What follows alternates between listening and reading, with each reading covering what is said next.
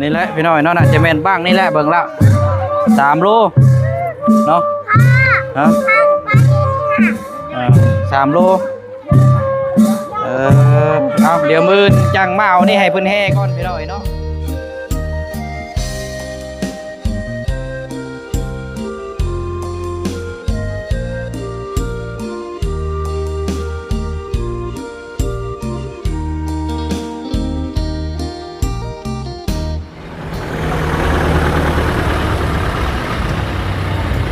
ผู้ออกผู้ไปผู้มาผู้เมื่อผู้ไปพี่น้อยเนาะถือว่าเป็นมือตั้งเป็นมือโฮมวันนี้เนาะมืออื่นเป็นมือตั้งพี่น้อยวันที่29เนาะที่ทางเฮาได้แจ้งไปเนาะถือว่าเป็นงานประจำปีอยู่บ้านของทางบ่เชียงหรือว่าทางทีมงานเนาะพี่น้องเนาะเอาถือว่ามาพบมาเจอกันช่วงค่อยค่ำลงแรงอยู่วัดเนาะชื่อวัดนี่ก็วัดศรีสะอาดโพไซขึ้นกับบ้านโคกใหญ่เมืองอุทุมพรแขวงสะหวรรณเขตเด้อพี่น้องเนาะกราบสบายดีและสวัสดีพ่อแม่พี่น้องเบิดสู่ขู่สู่คนพบเจอกันช่วงค่อยค่ำลงแรงมื้อนี้พี่น้องเนาะพาพ่อแม่พี่น้องมาชมบรรยากาศแล้วก็มาเอาบุญหรือว่าโมทนาบุญน้ำกันเนาะพี่น้องเนาะพอดีกันนี่แหละพี่น้องทางบุเชียงก็มีทางเจนเนาะที่เจ้าภาพหลักๆได้กับทางเพิ่นให้ทางบุเชียงนี่ซื้อน้ำเนาะเงินจำนวน1 ล้านกีบก็มีน้ำอยู่จำนวน70 แพ็คเนาะแล้วก็พร้อมด้วยปัจจัยน้ำพี่น้องเนาะจำนวน4 ล้านกีบจะได้มอบให้ทางวัดสมทบสร้างกุฏิวิหารเนาะอยู่โซนพุ่นละพี่น้องเนาะเดี๋ยวจังถวายน้ำให้ทางงานแล้วก็ทั้งรวมทั้งปัจจัยแล้วก็จังพ่วงลงไปเบิ่งกุฏิน้ำเนาะเนื่องในโอกาสบุญนี่แหละพี่น้องเนาะทางกับแม่เพิ่นกับฝากมาร่วมทำบุญน้ำพี่น้องเนาะจังใดก็สาธุนโมทนาบุญกับทางหลายๆเด้อเนาะกับทางแม่น้ำเนาะพร้อมครอบครัวขอให้มีแต่สุขภาพร่างกายแข็งแรงธุรกิจการงานการค้าการขายก็ขอให้ราบรื่นโชคมานเด้อเนาะสาธุบรรยากาศก็สิประมาณนี้พี่น้องเนาะเพราะว่ามื้อนี้เป็นมื้อเริ่มมื้ออื่นพี่น้องเนาะเดือดแน่นอนพี่น้องทั้งบั้งไฟทั้งกินทั้งเต้นทั้งเที่ยวถือว่าครบวงจรเลยพอดีเลยเดี๋ยวสิทำก็อะไรก็ลืมได้พี่น้องเนาะเพราะว่าจองบั้งไฟทางหญ้าเพิ่นไว้สิจับจองบั้งไฟเนาะแต่ว่ามีทางเจ้าภาพเพิ่นเอาเบิดแล้วก็ยาพี่น้องเนาะก็บ่เป็นหยังว่าบ้างนึงนะพี่น้องเนาะพอได้บูชาจุดน้ำมูคู่เนาะบวกกับเฮาบูชาบั้งไฟกับอนุโมทนาบุญทำน้ำวัดน้ำแน่เนาะคนละบ้าง1 ละ 1,000 บาทว่าซั่นเนาะเอาเนาะมีแต่ว่าเดี๋ยวเอาขนน้ำขึ้นไปก้อนบัดนี้พี่น้องเนาะทางยาอันพอรบกวนให้เด้อพอเด้อขนน้ำซอยนะขนน้ำซอยนะย้ำบอกลูกย้ำบอกลูกไปขนน้ำไปขนน้ำขึ้นเทิงพูดละโอ้พูดละมองเขาวางแต่เก่าผูกไปเนาะเขียวไม่อยากเอามาเดี๋ยวพอลงให้มาเอาไปโอ้คนนี่ลายเลยพอเนาะเพราะว่าน้ำนี่แหละพี่น้อยเรารักปัจจัยเลยก็เพราะว่าทางงาทางยกูเนาะอยู่บัดอยู่ว่าเป็นกับมาร่วมพิธีนำตุ๊บมา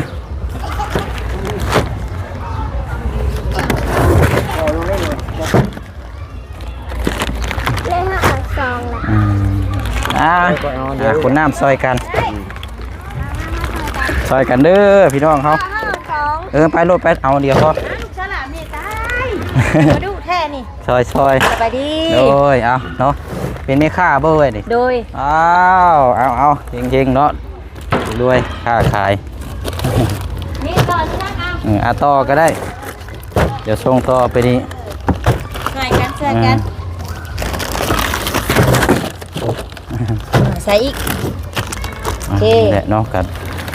น้ำพี่น้องมูน้ำเอาน้ำได้เอาลงมาละแม่ต้องทำลองดูละอ่อนเยอะก็ได้ สองเขาก็ได้ได้ไหมเอาไหนเอาลงมาไหนได้ดีแหละ ให้ประตูเราอยู่หันก็ได้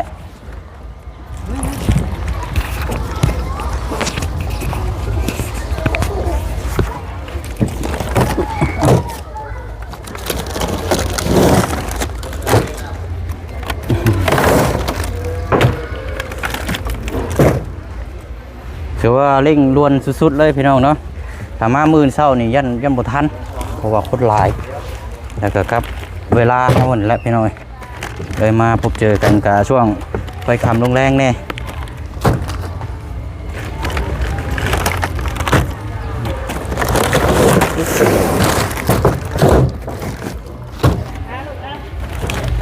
เดี๋ยวผมไปยุ่งอีกได้ลูกสาวก็ได้แห่เราอ่ะ เนี่ยแล้วยกไปยกมาเลย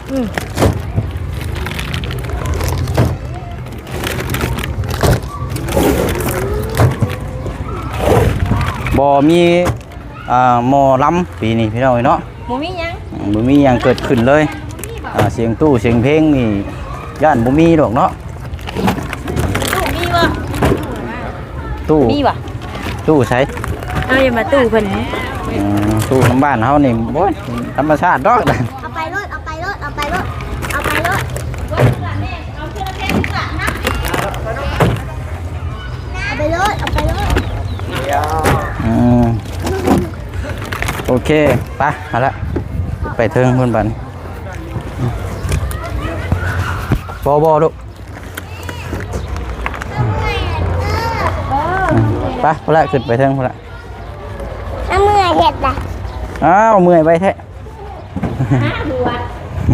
เอาไปอีกล่ะโยนไป2แท็กกันลูก เอาน้ำมัน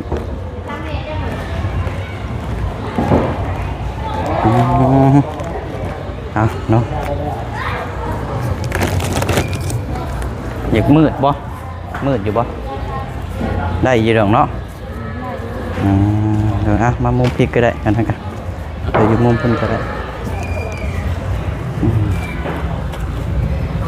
นี่อันจานบ่เนี่ยมันใส่ขัน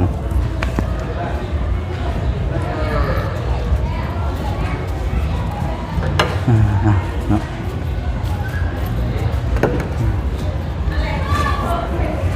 นั่งดิลูก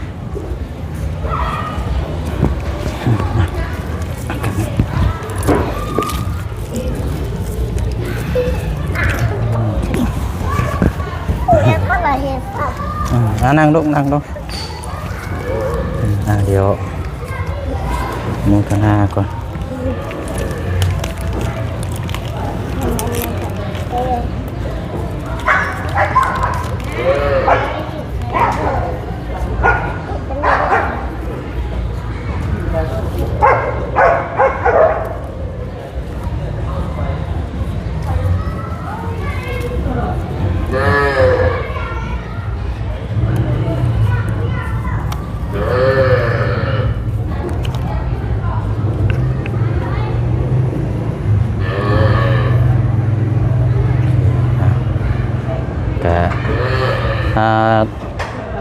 มีน้ำอยู่70แพ็คเลยนะ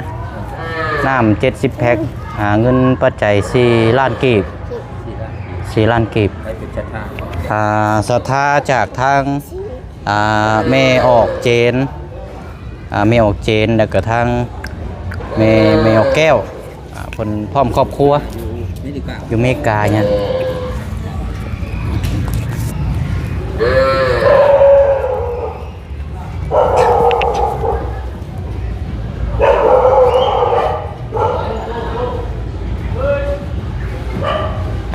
อันนี้ก็ศรัทธาทางเอ้ยกับแม่เพิ่นนี่ก็ก้อนหน้าก็ที่ผ่านมาก็หลายพี่น้องเนาะทางหอละครังน้ำ70แพ็คน้ำ70แพ็คเงิน4 ล้านเงิน4 ล้านกีบ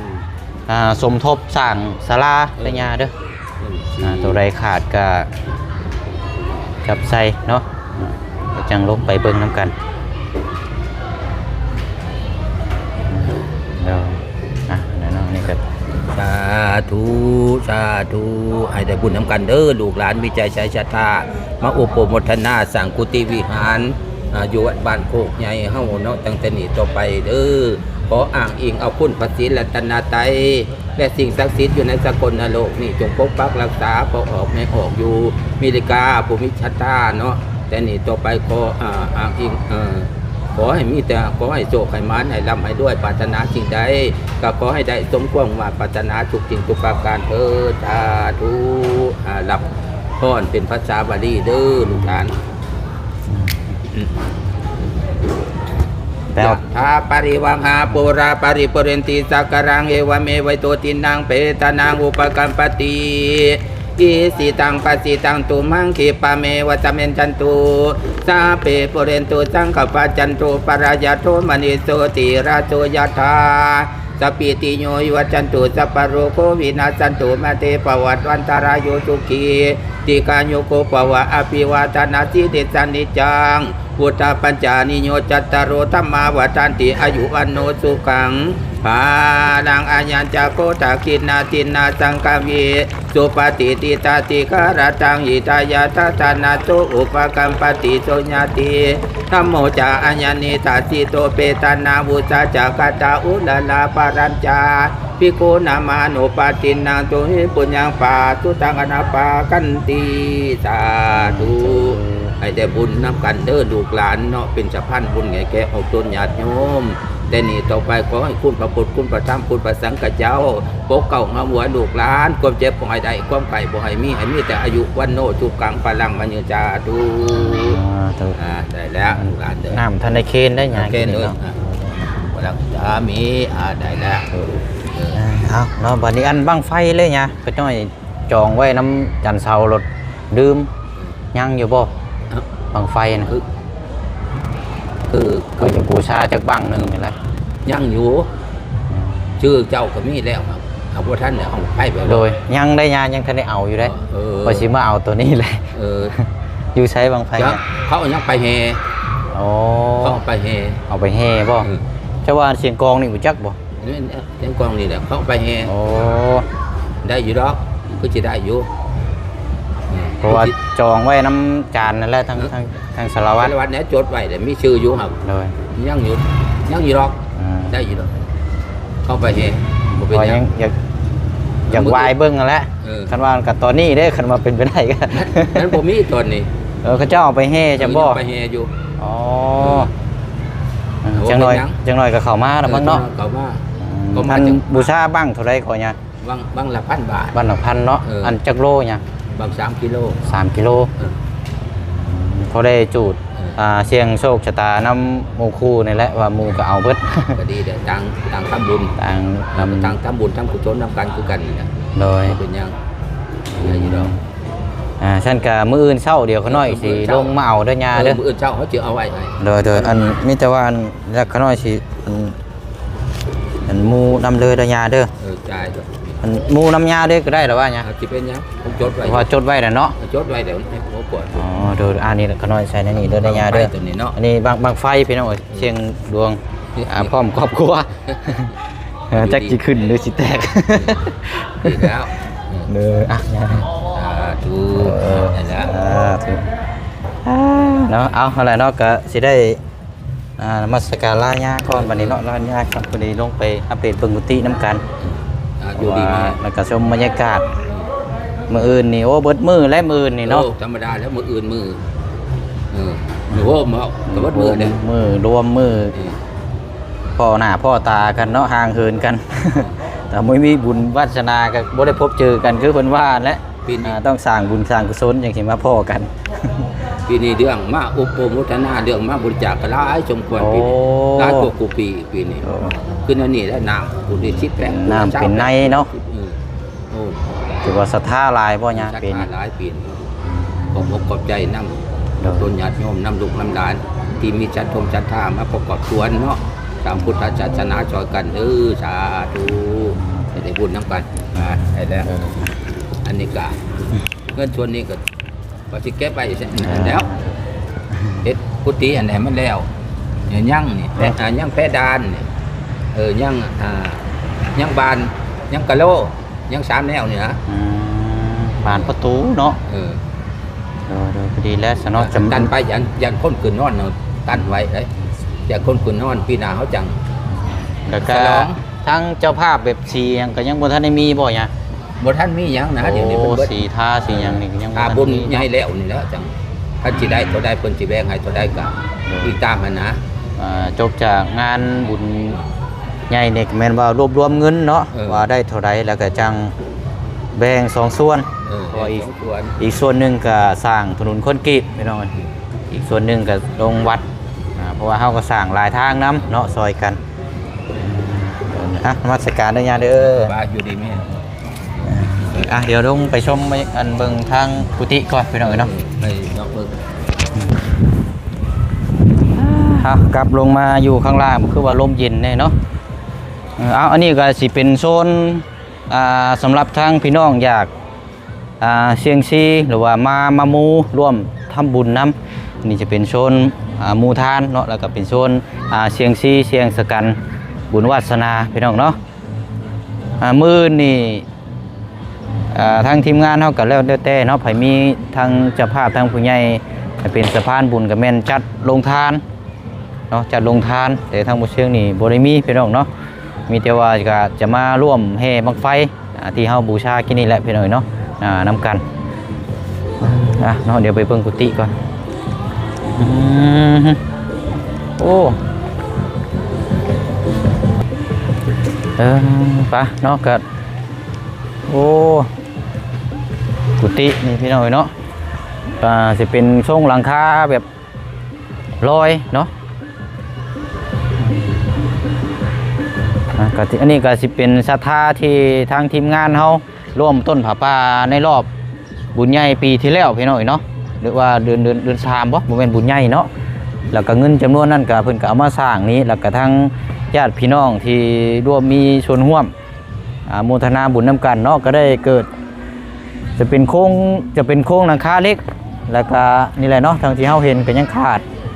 ทาสีกระเบื้องกะโลเป็นบานเนาะเป็นดอกพื้นดอกไฟอะไรพี่น้องก็ยังลายอยู่เนาะโอ้ยเนาะเอาเนาะกำลังว่าจะกลับพี่น้องไอ้รถพอดีกองต้มกองหางกำลังม้วนโอ้คอยเด้อรถล่างอ๋อรถแบบนี้แนวแข็งแบบนี้เพิ่งไฟกิโลเนาะแต่ก็นี่มีแต่ผู้ชายหามได้มาปีนี้ผู้หญิงหามโอ้แปลกแท้นี่เนาะ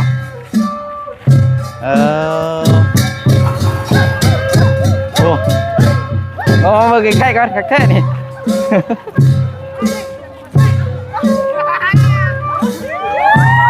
โอ้ขักแล้วนี่เนาะเอา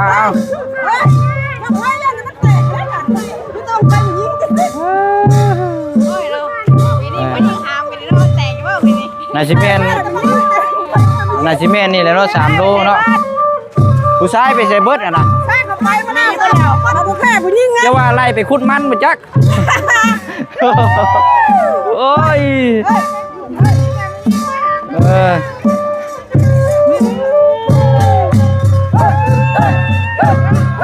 แล้วเอายืมมึงไงเอานี่แหละพี่น้อยเนาะน่าจะแม่นบ้างนี่แหละเบิ่งแล้ว3 โล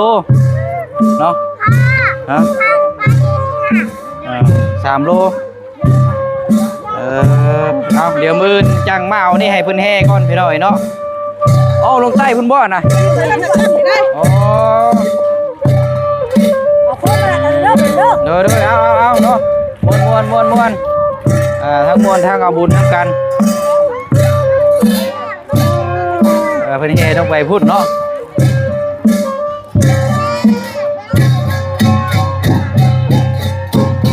คนบ่ค่อยลายปานใดเนาะน่าจะเป็นมื้อเพราะว่ามื้อนี้เป็นมื้อที่แบบมื้อร้องนะพี่น้องเนาะเพิ่นก็แห่มีคนมุทนาแบบนี้แหละพี่น้องเนาะเอาบุญร่วมกัน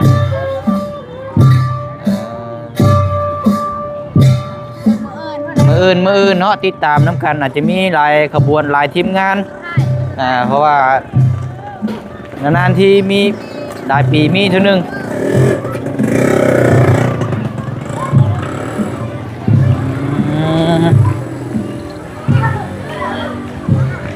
ได้เฮาไปเนาะมีแต่ว่ามือเฮือนก่อนบัดนี้เนาะเข้าบ้านก่อนนั่นแหละบัดนี้พี่น้องเนาะมีแต่ว่าฝากพ่อแม่พี่น้องติดตามน้ำกันอีกมื้ออื่นเนาะเอาบุญน้ำกันเบิ่งเบิดมื้อน้ำกันเบิดมื้อเบิดเว้นเอาเนาะคลิปนี้ก็สาธุอนุโมทนาบุญกับทางเจนแล้วก็ทางแม่แก้วนำหลายๆเด้อเนาะที่ได้มีส่วนร่วมเนาะสาธุอนุโมทนาบุญนำในครั้งนี้นำเนาะอยู่บ้านบ่เชียงนี่ก็ถือว่าทางกับแม่เพิ่นนี่ก็หลายรอบแล้วเนาะพี่น้องเนาะที่ได้มีส่วนร่วมนำเนาะถือว่า